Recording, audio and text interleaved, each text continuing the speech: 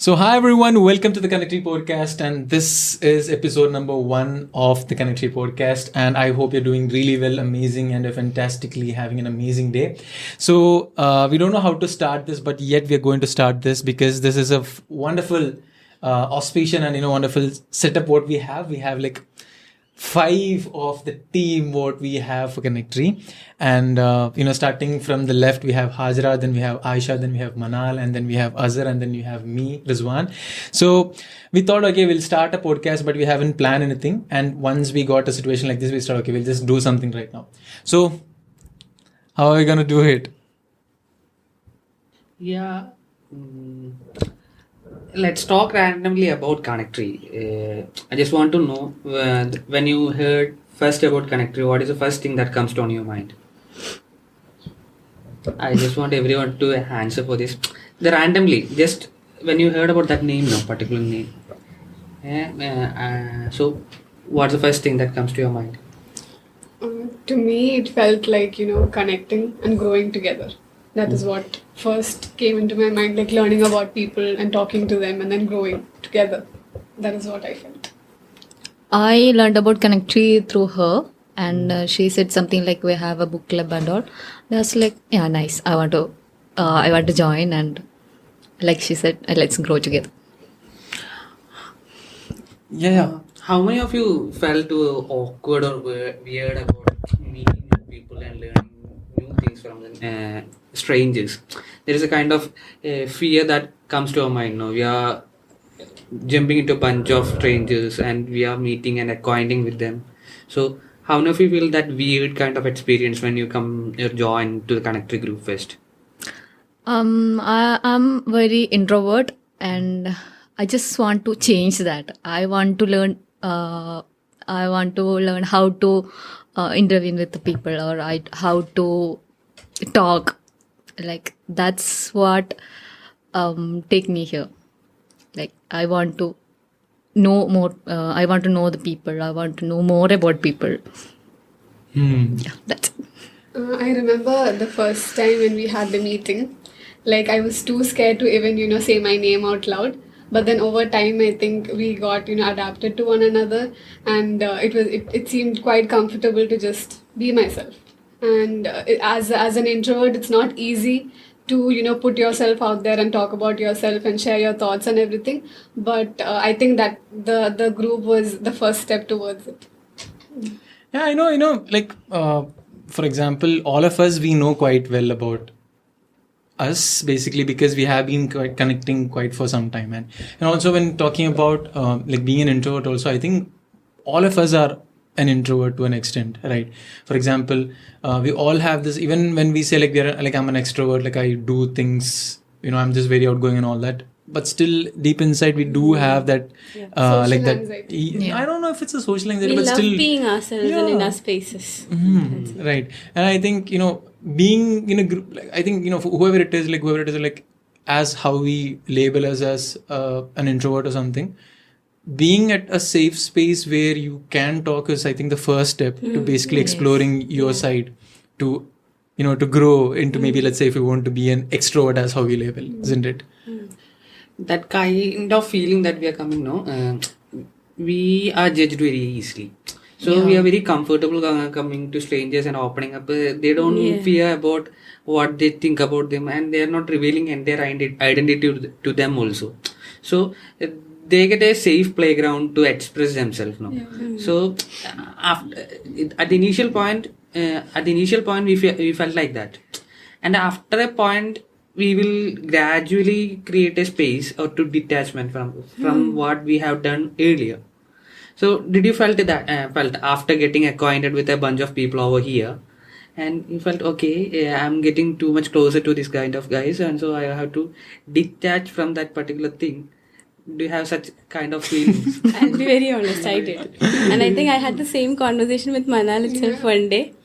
I remember sharing something, I don't remember exactly what it was, and then I came up to her and I said, did I overshare? Did I say too much? I don't actually say this even to my closest people. So did I act? And 2-3 days it has been affecting me. Oh my God, I said that. Oh my God. Probably the people who listened would have even forgotten what I said. But still, yeah, that did strike me. Actually, I want to add one more question I got to this question also.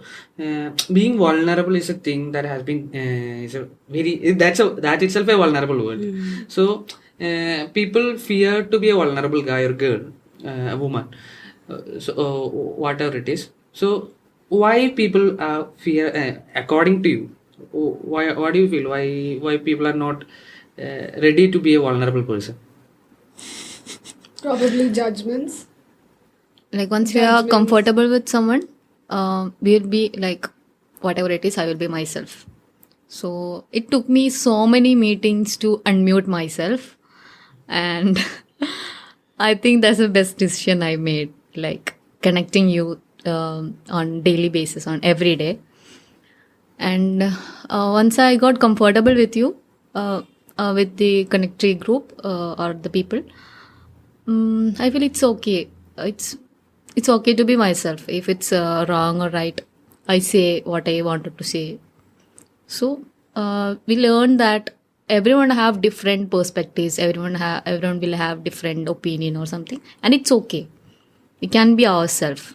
That's the one thing that I learned from this everyday meetings that we had.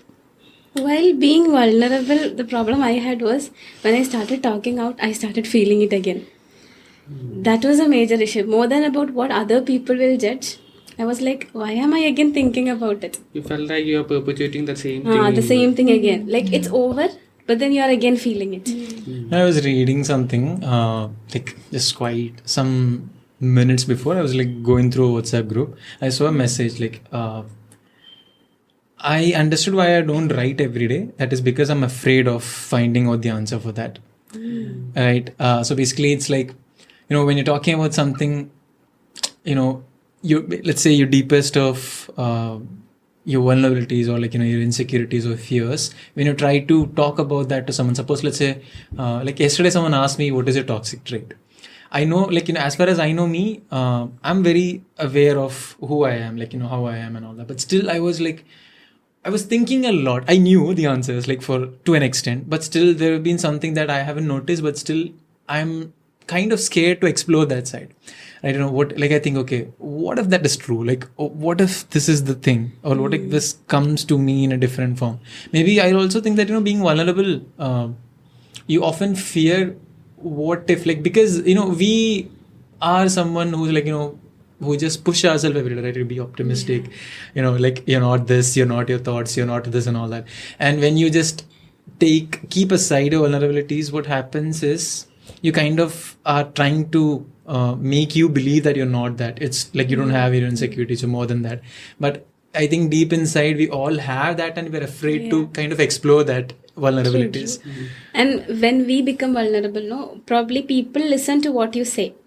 But there is more that happens which we don't even say in our minds. We think about something which we can't share. And then that takes you into a different hole. Do you ever felt fear for rediscovering yourself? Not really. I did. Maybe frankly. before. Yeah. Actually, connecting to the what Rizwan said, I also talked to my friend once. So she's the one who write about herself. In and out, what comes on her mind, she just jot down about herself. But she told me after 1 year reading that particular book or diary, she said that I find a very different person of myself, a different version of myself. That itself a very scary thing to do. It's hard sometimes to accept ourselves. So then being vulnerable and then, sharing out to the world, at one point of time, all individuals seek validation. So that must be also there in the back of our head, whether we'll be accepted by others, because it's most of the time it's hard for us to accept ourselves. This is also that comes under that conversation also. So in some point of some perspective, I can't accept with that particular person. So she said that it's often happens to me because I can't accept myself. Then how can you accept me as a person? Yeah. That acceptance is the book we are reading right now, no?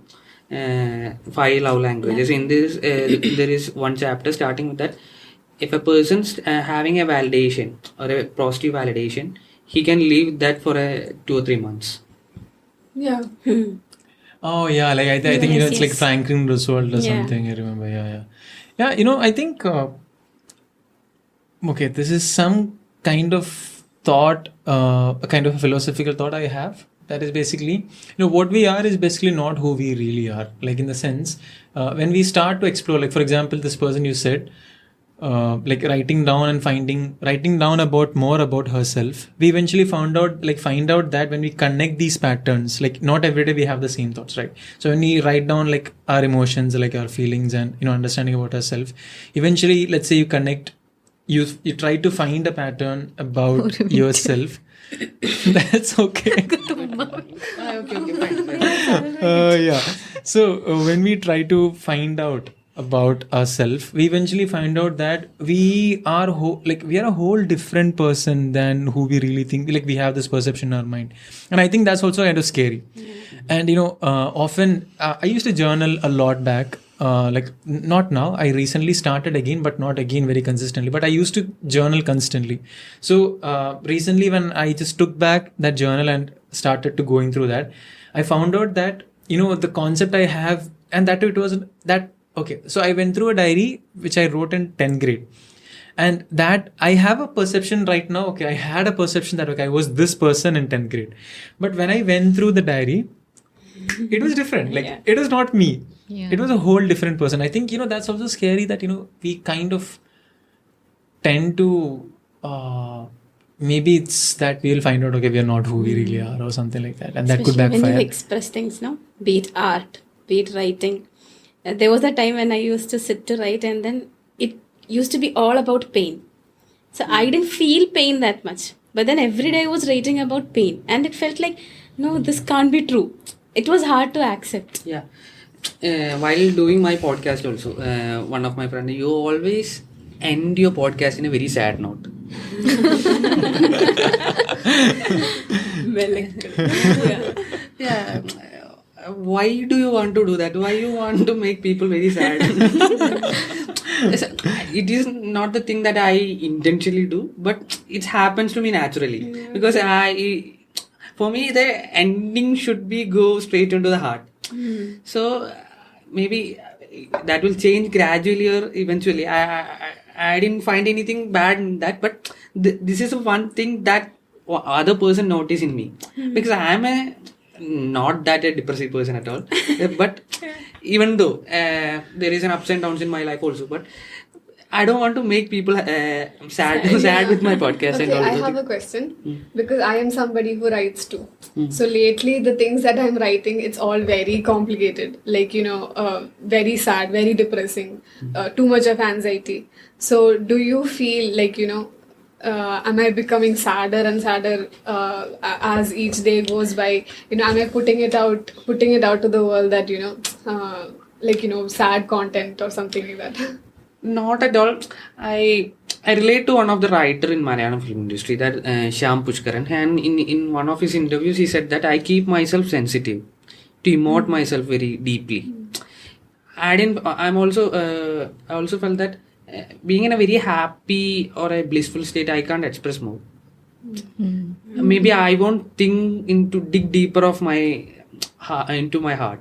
So in a very vulnerable phase or in a very melancholic phase, maybe I think about my life. I retrospect about my life.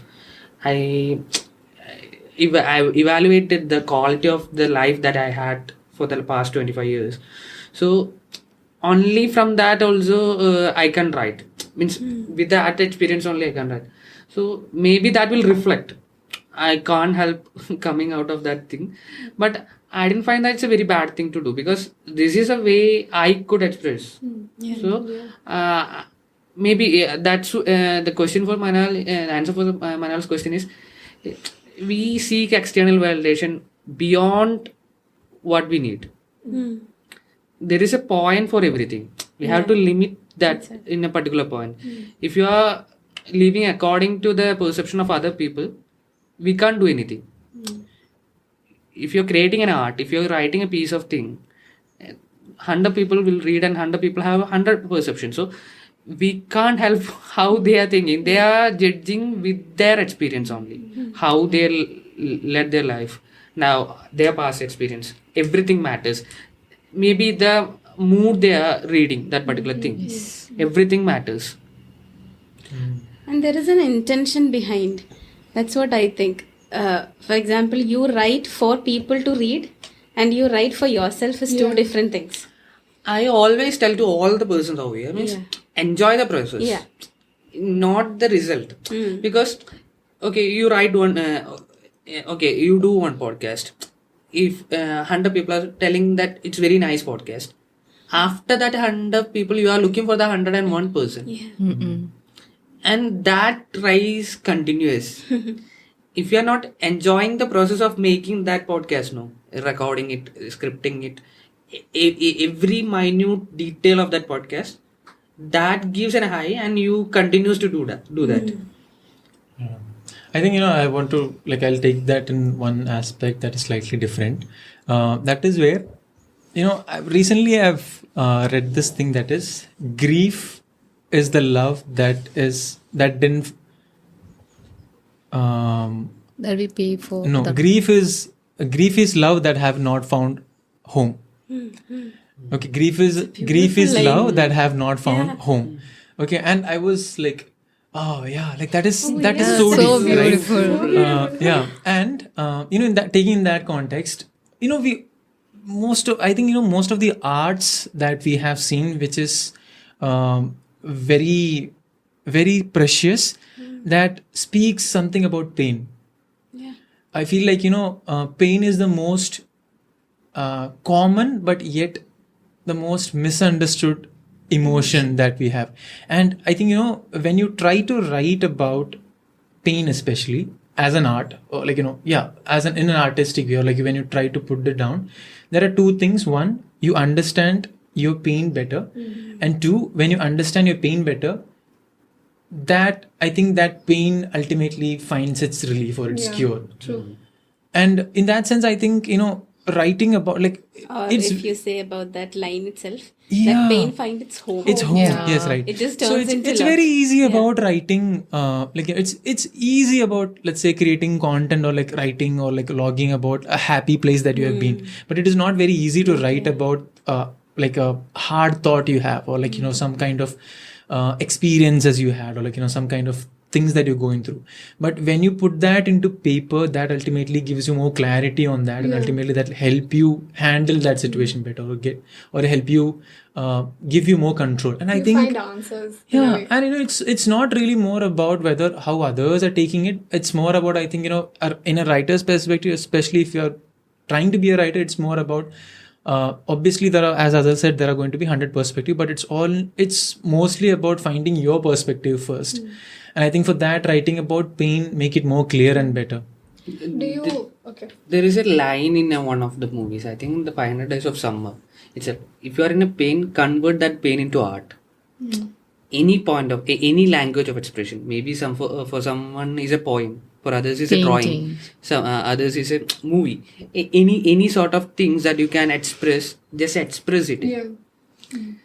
That gives and also that purity of that particular thing, the art we are creating from that pain, it will be real, considering the thing that we are creating artificially. Yeah.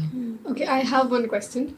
Do you, as we keep expressing, whether it's grief or pain or whatever, do you feel like you are used to that? You're not moving on, or you're stuck at that point? Actually, I don't want to continuously express what I felt. I don't want to write down all the things that happens, but maybe that will reflect automatically. That's what I need, that organic thing to come into my art. I think when you continuously write, one that you write from that pain you have and one that you compel yourself to write, you'll easily figure out. Yeah, You yeah, can't yeah. even understand yourself better in that case. Yeah. But do you find yourself, being very used to sadness, or something like that? Actually, the thing is a perception about sadness, no? There is no... People always love to live a very happy life. Yeah. Where it comes to meaning for a happy life is, you have to... Expectations. expectation is one thing, and you have to taste sadness and bitterness. Only after that you can find joy of happiness. For example, if I say life should be if I express into a picture, I think a music equalizer is a very nice thing to express the life itself. They should be high, they should be low. Yeah. That should be there. Only through that we also grow as a good individual also. And apart from that, why if you keep still happy for a long time, you keep boring. Yeah. I think there is this thing that our parents and older generation have told us, no? If we share our sadness, it becomes half. If we share our happiness, it just doubles. Yeah. So basically, but- all this expression through art is actually sharing. And the core idea of Into the Wild, there is a movie called Into the Wild, and the protagonist is going to a forest or and he wanders about. He is living a very entirely different life, and at the end, before he dies, he wrote a line that happiness is real when shared. Yeah, I think, to coming to question that Manal asked, whether like you're stuck at sadness, I feel that that also depends on the perspective of how you look at life as well. Like, for example, as Azhar said, like, equalizer, I think about if someone asks me what are the ingredients of life, I would say it's emotions, general emotions. Like there are different type of emotions, and one among that is sadness. So, and also, like, if you just go taking that in context, like if you go to a school and you give like 10 options for someone, 10 doors for someone, some people, they kind of, like it's just you over there. Some people, what they do is like, okay, they just hold on to one thing and they explore that, the whole time. While some others, they might just, go on like sometimes this door, that door, every door they might explore. I think it's also very important to basically explore the other feelings. For example, when you're always trying to, for example, as a writer, if you're always trying to write only about sadness, you only tend to look for sadness. Okay. Yeah. But when you try to, okay, suppose let's say, like again, any habit is a habit, right? Any habit in itself is a habit, right? So you have to force yourself to basically create a habit. And being a writer is also a habit, right? You can basically force yourself every day to be a writer, to get better at it. And I think there are n number of ways, but every time, instead of thinking I'm like stuck here, the next time, as I said, there are like hundreds of different emotions, different varieties of emotions. When you tend to explore each and one of that, I think in every one of the things we do, we can also find those as well. Because there is something called a selective attention. For example, if I give an example, suppose let's say you want to buy a particular car, you go and explore that. From the next moment, you only see that on the road, right? Yeah. So that is one perception. Like, what you seek is seeking you, right? That is one thing. We talked about it yesterday. On What is seek is seeking you, right? So I think it's also about how we force ourselves to explore, like how we want to look at things. Like if you want to think, that okay, I'm just going to write about this thing only. I think in a particular point, as you said, you get stuck there because you're only looking for that. Yeah. But once you're open for more than that, that ultimately will find you and you will write about, or you will just go with that as well. I think that's the reason why we gratitude journal. Even if we have a bad day, at the end of the day, they ask us to write 3 or 5 things that we are grateful for. So we kind of forget all the bad things that happened in that time. We put our whole focus onto the good things so that it comes back to us. I also believe that there is an expiry date for all the emotions. Maybe if I will put an example.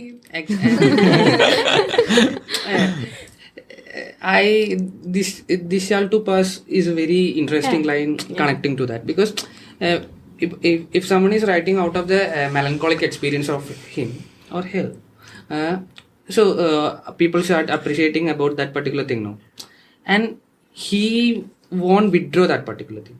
He'll hold on to that particular thing and write more and more and more and perpetuating that particular emotion. And end of the day, you have to look into yourself that is that emotion is killing you also. Whether others are enjoying it or not, it's a secondary thing. The primary concern, you have to think about yourself. When you keep perpetuating that emotion, the emotions comes and go. You don't want to hold a particular emotion. You will get another sadistic experience in the long run. But if you keep holding to that particular emotion, you start waiting for the another sad thing to happen to change that or to overlap that particular thing. So we have to leave it in organically. Whether it also I also write when I am having a happy moment also. I also tends to write, but people don't find that interesting. That's very true. That's only because the people connect way more to sadness. That's a problem of the people also. Not It's true. If you take it in the scientific perspective, this hormone adrenaline.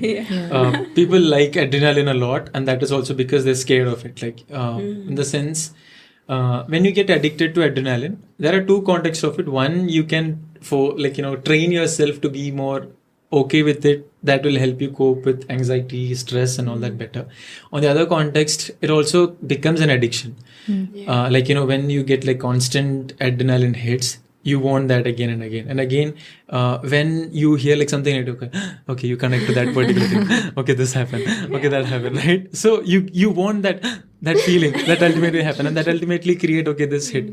Okay, I connect here, I connect there. You think that when we are having a sad emotion or sad thing, we all connected to the past events. But when we are having a happy moment, we're not connecting. We are not sharing it though. That's deep. Like when we are happy, we actually live in the moment. Yeah, live in the moment and we just let it pass. Of all the sad things that happened. Yeah, the connecting the change in, we are going back and to we feel all like the collecting it has all been the sad things. all our life. Yeah. Actually, the basic thing, we don't want to live more in happiness. We're not grateful. Okay, when we are having a sad moment or something like that, we always recall every sad encounters we had, and we were like, oh, my life is a mess and my life is only like this and all. When we are having a happy thought or a happy moment, and personally I'm like, oh, this is like, if I enjoyed a lot more, something is going to happen or some bad is coming, and yes. I ruined that happy moment. Yeah, even when we laugh with our friends too much a day and our tummy gets paining. We will pinch me or hurt me. So we'll say like something is coming, something bad is coming. Yeah, some sort of. Why? You feel that? Fear Yeah, happiness? I don't think it's the fear of happiness. I think it's the evolutionary trait of how we have, as humans. When you connect to being nomadic, we as a human, we as a human, how we have evolved is basically as we were living in jungles, and we started as being alert, right? And I think it's the negative thing that we focus on. Could be a fire, could be a howl. The first emotion. That's the first emotion that comes first, right? And I think that's still with us from the beginning itself. And I've tried this out. I think I've told him as well, I've tried this with the thumbnails that I use, even naming the episodes as well. Yes, yes. Yeah. I started naming the episodes in negative sense. Against it, how to be a good mother, how to not be a good mother, or how to have a good marriage, how to not fail a marriage. Yeah. And I've observed that people tend to accept that more, or check that there is something called as click through rate, right? Yeah. So so basically you understand how that perception is, and I think it's more of you want to protect yourself. I think it's a natural instinct what we have. If you tend to understand, It's not wrong. Yeah, it's not wrong. Yeah, it it's also comes to natural. the human nature also. If somebody is telling a very good thing about a particular person, we forget about that particular thing. It's his quality or anything. But when we tell about one of his negative qualities, a toxic thing, or any arguments or anything that to tarnish his image or his or her image, we don't forget that particular thing. Yeah, like I heard somewhere that when we go to a place and come back and someone asked me how was it, and we were like, not bad. Why we are looking for bad? Why can't we say it's good? So good. Teacher is on fire. So much of deep thoughts that's coming out. It's something that we You have okay? conditioned. It's the trance that you are saying. It's something that we are conditioned to, because we tend to look for negativity in a sense from our childhood itself. Okay, there is a thing I have studied in plus 2 or 11th. There is a chapter that called one thing about APJ Abdul Kalam is visiting another country for any conference or anything. So he received the newspaper of that particular day at the morning, and everything is written in a very positive way in that particular newspaper. The first page. Yeah, okay. And when he comes to India and he's trying to implement that particular thing, it fails. Yeah. Because the people need negativity in the first thing. And the people need the positivity in the last thing. Maybe I'm also conditioned like that. Yeah. I'm not a We person grew who up like want that. to Yeah. comment on that particular thing because I don't know how much correct I am about Yeah. that particular thing. But we as a people love to hear a negative emotion. So in one movie, there is a thing explain about the human psychology. When we heard a negative news, for the first 5 seconds, we felt happiness. Only Why? that, yeah. It's Really? the dopamine. Yeah. After that 5 seconds, we realize and we put a filter for our thoughts, and after, okay, we don't need to feel this and it's a very bad thing happened to me, and we have to filter it out. It's all about human conditioning. We can't change everything that had been taught in our childhood. Yeah. We have to put an Sort extra out. effort for that. If you are not putting it, you continues to be a toxic person. Yeah. I was reading something about parenting the other day, and in that also they were talking about the school rules. So even in the school rules list, we always see do not word used. They don't say do this or be do like instead this. this, yeah. They don't say that. And even when parents say also, they'll say like there was a reel also, I guess, a similar way. They say don't sit in the couch and eat. Instead of that, just say sit on the dining table and eat. That will change the perspective, but we don't get to hear that much. Okay, this is a random thought I just suddenly popped up. Okay. Yeah.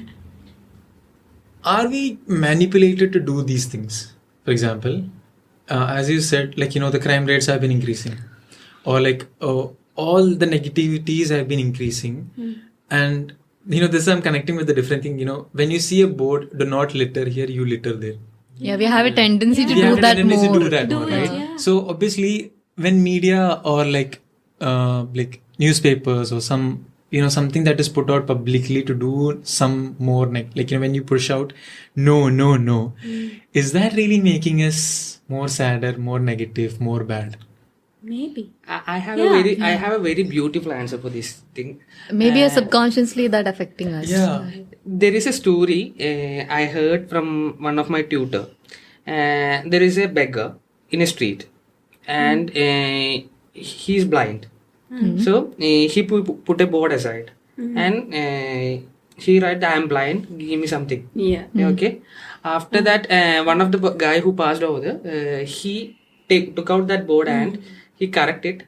The world is very beautiful. But I can't see but I it. can't see. Yeah. That's a beautiful. From that moment itself, the people start giving him money and helping it out. It's the thing. It's a perception we are putting out. We are telling the same thing, but in a very different way. Yeah. That's how human minds work better.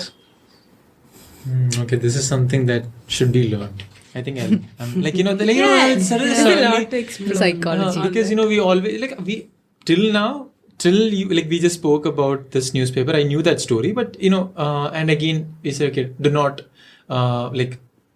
stick bills. You see bills there, right? Exactly. So you only see that. So why Or that no tends parking. to happen? Exactly. It's like it just You brings. have this tendency to park exactly over there. Yeah, it just brings you more happiness. More And chemical if we do secretions. that, I do that. There was no parking area and I parked there.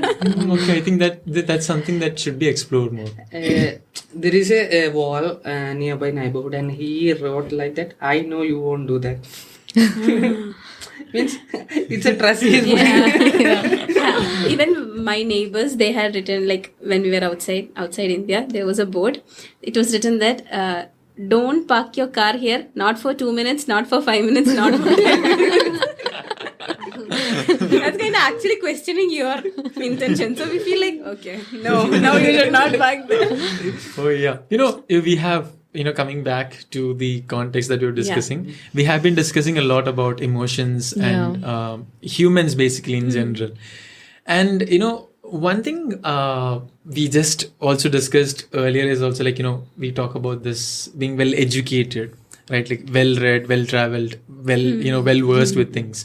So how much of your intellect is basically coming out of the things that you have consumed? Like, for example, books, movies, like the posts that you go through on social media, the videos you watch on YouTube and all that.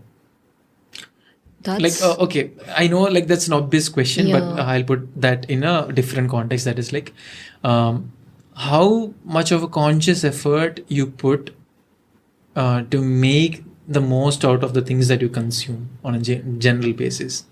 What things do you consciously do? Recently, I've actually made a conscious effort. I remember there's this thing, that we watch one thing, maybe for entertainment, and then you see something related to it. And then we go on watching videos which has nothing to do with your knowledge or with your intellect.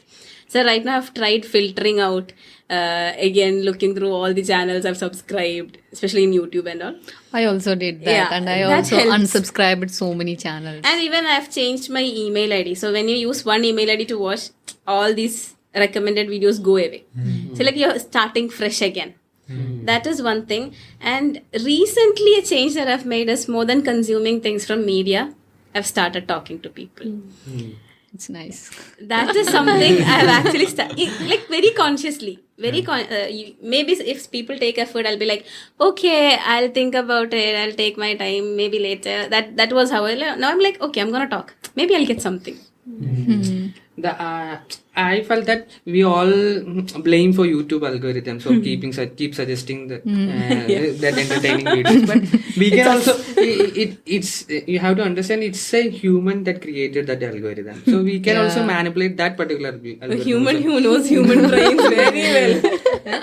So what I have done is, I have, like as you also done, I have put a set of list I have to watch, kind of channels I have already make a list. I keep consuming from that particular thing also. So by consuming that, they start suggesting the videos related to that particular thing. So I got a very, very different kind of intellectual or something like that, what I want to consume. And also the one thing that changed my life, that in olden days I watch for 10 hours, or at least for 10 hours for a week. Okay. If I'm for a week, if I am consuming YouTube for 10 hours, so I keep on consuming that particular thing. But what I do right now, because if I consume for 2 or 3 hours or one video, I start discussing that particular topic to my friends. So that gives an entirely different perspective about that particular thing. That's something we have got from this group a lot. So when we see a particular thing, or when we learn a new thing, we have to, one thing, what's the perk of that particular thing is that we are sharing that particular thing to other person. Maybe he also interested in that particular thing, he will look out for much more. And he will bring up something interesting with that. Oh, that has happened a lot of times. Means if I am telling, okay, you see this particular video, okay, he relate, okay, I didn't see this video, but I have seen a video related to other thing.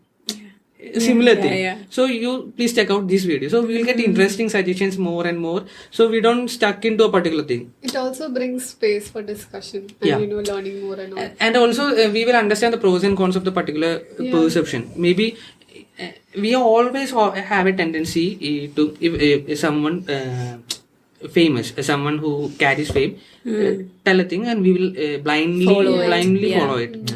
So when we create a room for discussion of particular perceptions, so maybe the 8 people we will know that we have to unlearn so many Okay. things There, from that. there will be 8 people. There is a one who disagree with all things.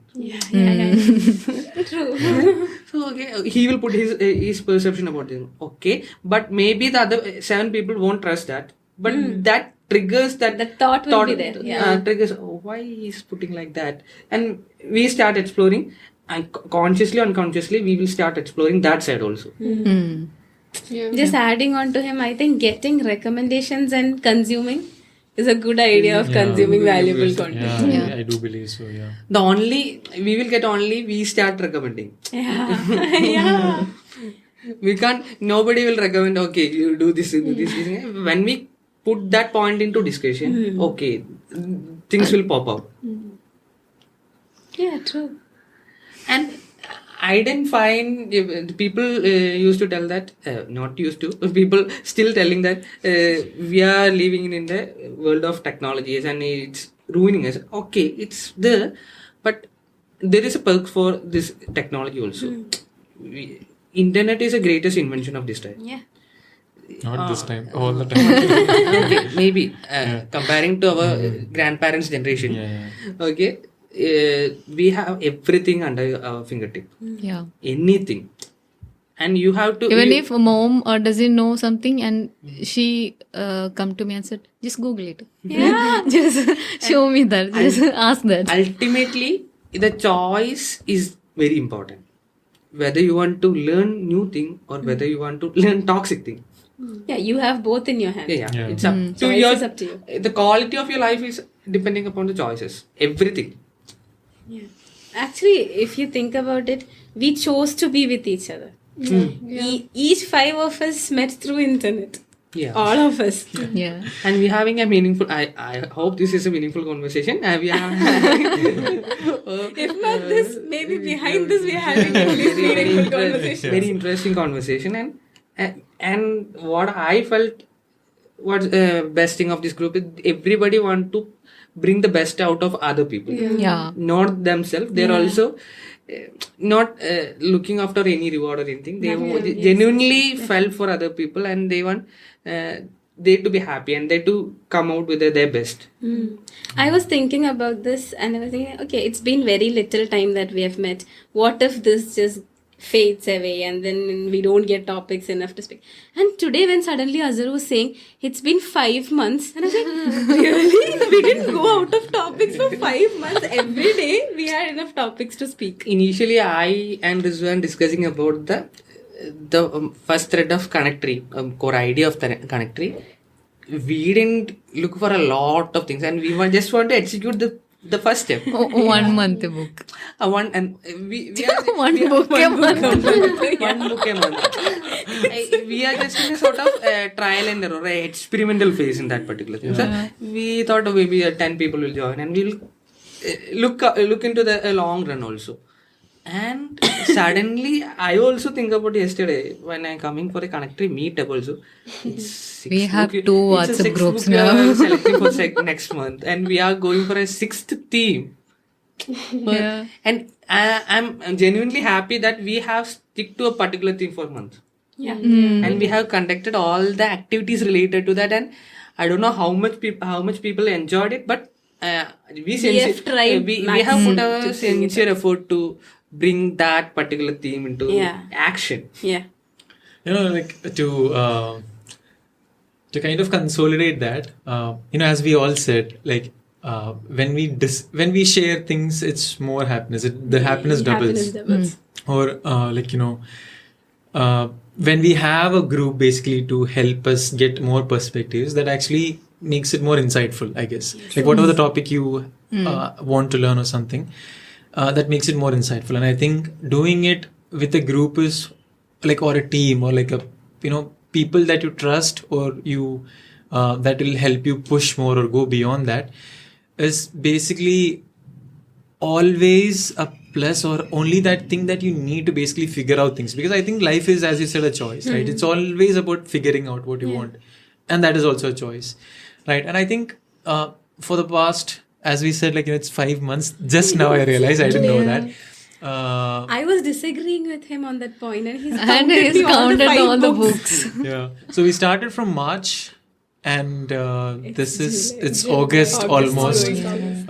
And yes, it's the 6th theme that we're taking. And I think, in every month, all the 5 themes we have taken, we have learned a lot about all the 5 Yeah. themes. Yeah. And, when we started again, the idea of ConnecTree was again, if you look at the ConnecTree bio description, it's about we bond over books, learning, growth, finance, science, history, tech, life, and all that. And I think it's very important to basically cover or like reduce that information gap. Basically, because I was listening to Kevin Hart. I don't know how many of you know Kevin Hart. He's for people who might not know, I think most of the people should know. He's the that actor from Jumanji. He's a stand-up comedian.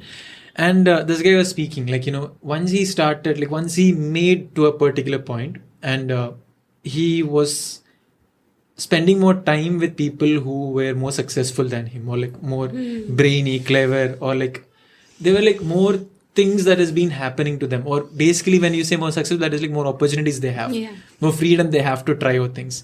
So once he started to spend more time with them, he understood that the information that is being shared and discussed with his community or like his group of people, that is, for example, you take it like, suppose, let's say you're a middle class person, and the information that is being given to a very high profile person or a high standard person is very different. It's very different. I think bridging that gap is very important to ideally bridge the gap between the financial gap as well. For example, I was recently again listening to a podcast, and it said that only 6% of the urban women population of India works.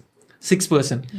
And that is like, I think in Bangladesh or somewhere it is 68% or something. And even in Pakistan it is like so big. In China it is almost 94%. And that ultimately bridged the gap between like the per capita income and like all the financial That's my aspects PhD and topic. everything.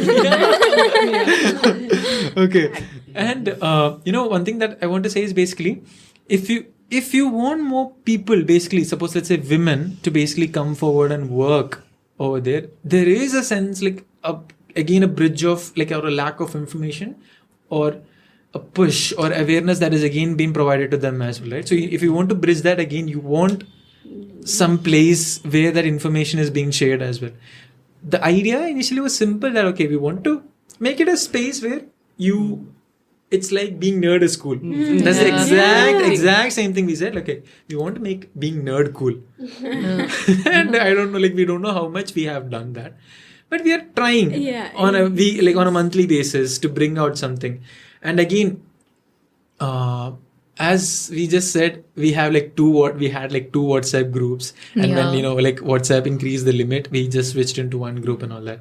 It's like almost a lot of people that are there. But again, if you look at the participation again, it might be like 15%, 20% of the entire capacity what we have. But still, there is one thing that I'm like very happy about, is that knowingly or unknowingly, consciously or unconsciously, even if they're once in a month, they're opening the group, they're getting something they can think of, right? Maybe, somewhere they read something that could help with their selective attention.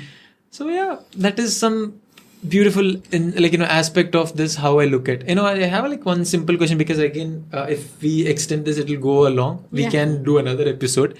Like basically, when you think about ConnecTree, and suppose let's say you think of someone who's outside of ConnecTree, you like, I'm someone is saying, okay, just come to ConnecTree and like just be a group of it, like, or just be a part of any of the groups that will help you grow. What is the first thing that you would want to basically grow in life? Through ConnecTree. No, like anywhere, like The even conversation. if it's ConnecTree or like whatever the group is, like whatever the communities that you're part of. In general, personally asking, if you're not a part of any group of like this, what is that first thing that you would look for when someone says, okay, this is like a space where we're talking about like books, knowledge, learning, finance and all that. So what would be that first thing that you would look for, basically? The participation and the conversation. There are so many groups like someone will host and we will just listen. So there is no participation in that. But I will look for that I wanted to do something. Then only I will be interested. If I am just keep listening, I'll get bored. So I'm looking for an involvement. A space. Yeah. Oh, okay. Whatever the conversation is, a space is very important. Yes. Okay. That's nice. That's beautiful. Yeah. I'm still thinking about it. Actually, I have an answer for this question. Is being curious is very important. Yeah. Be curious to know about all the things around the world, not about country, everything in the world. Yeah. And also the mentality to unlearn things that have been learned. Yes, that's very important. If Unlearn and relearn. I That's the think very hardest part for us. for the last 5 or 6 months, I have learned what from ConnecTree. This is a place where a lot of perspectives that is put together. So maybe people put say against your perspectives and say against your ideal values. So if it makes sense, you have to unlearn that particular thing and learn new thing. And it becomes very easy. Yeah. And unlearning becomes very easy. I didn't find anyone who's forcing their perspective to them, other people. You have to follow like that, and there is nothing happening over there. But if you are coming to ConnecTree, like you have to be curious about world itself. You have a lot of things. Come with an open mind. Come with an open mind. Don't be a judgmental person and all, and have the mind to unlearn things. Yeah. That's very important. For me, if I was not a part of ConnecTree group, and it's true, even before joining ConnecTree, one thing I was looking for is diversity. Diverse kind of people. Because what happens is, when we are in school, we are with a similar kind of people. When we are in college, we are again with a similar kind of people. When you're working at a workplace, again, there is a similar thing that's happening. You don't every time get to meet with so much different kind of people. So in ConnecTree, what happened is, I met people who are poles apart. Yeah. But you could actually speak. Okay, I didn't actually know that. But there are people who are like that's the poles beauty apart. of this Yeah, group. that's the beauty. Like you keep one thing, and then you are 100% sure that you will get 100 responses back, which are that different from each other. And I'm very much confident about putting a topic in ConnecTree. I will definitely get an average. If anything in the world, anybody can put, and at least one person. One person, yeah. Means the people. And we have a choice that whether we can take it or not, we have a choice. Yeah. It's not about good people. It's about people. They are ready to show their selfless side. Yes.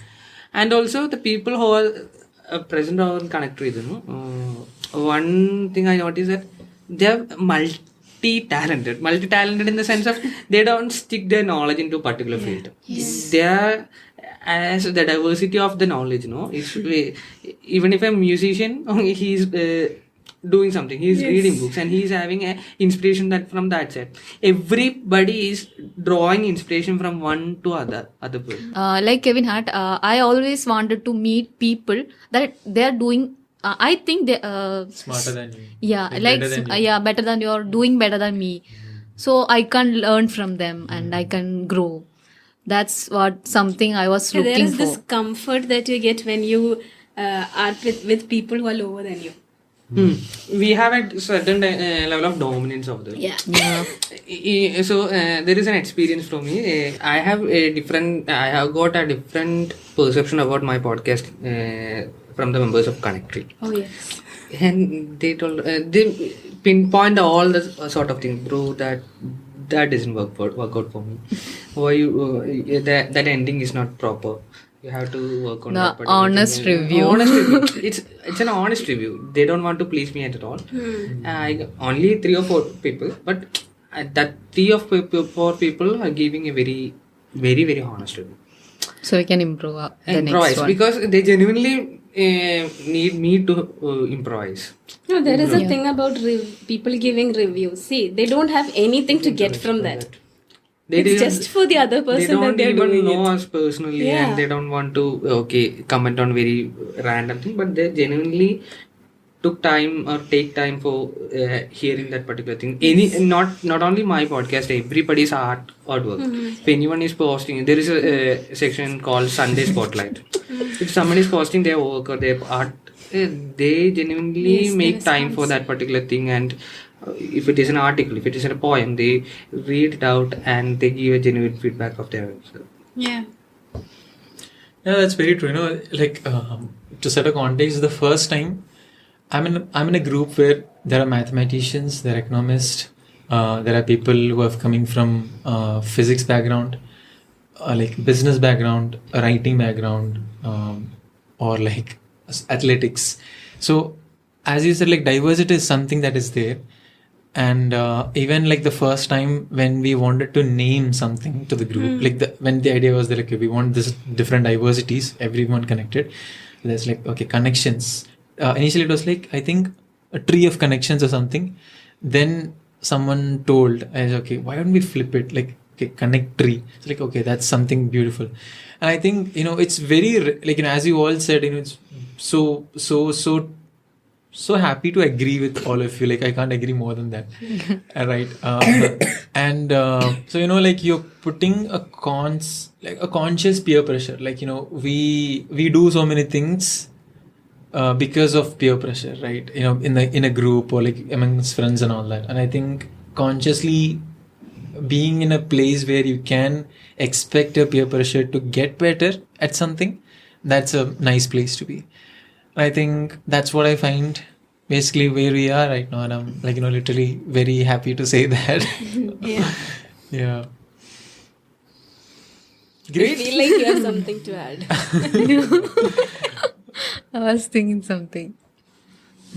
All right. So I think in that context. Come on, Manal. I'm just agreeing to everything that you guys have said. It has already summed up everything that I've thought about ConnecTree. So. Okay. Yeah. So I think Yeah, that's fine for this episode. we'll wind this up with a context again. We'll come again with We'll come again soon with something else to discuss. Basically, if you got something, at least some questions, some idea, I think we're more than enough. Like that is more than enough. And if that's the case, make a difference. And also there will be a podcast with the members of ConnecTree coming soon. We are selecting the people who are interested to come on the ConnecTree podcast also. On that context. Yeah, I think on that context we can wind this up and say ConnecTree.